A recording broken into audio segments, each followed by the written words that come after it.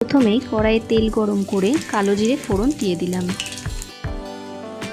ফোড়নটা হয়ে এলে এবার গাটি কচুগুলোকে ধুয়ে দিয়ে দিলাম।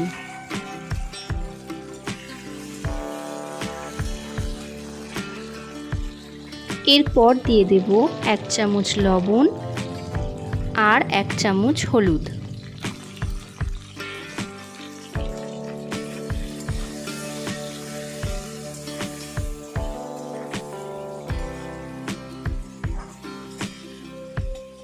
লবণ হলুদ দিয়ে নাড়াচাড়া করে নিয়ে কচুগুলোকে কিছুক্ষণ ভেজে নেব।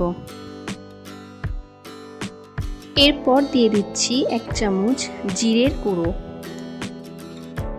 এখানে আমি রোস্টেড জিরের গুঁড়ো ব্যবহার করেছি, আপনারা চাইলে প্লেন জিরের গুঁড়োও দিতে পারেন। এবার দিয়ে দিচ্ছি 1 চামচ কাঁচা লঙ্কা বাটা। সামান্য জল দিয়ে এবার মশলাটাকে ভালো করে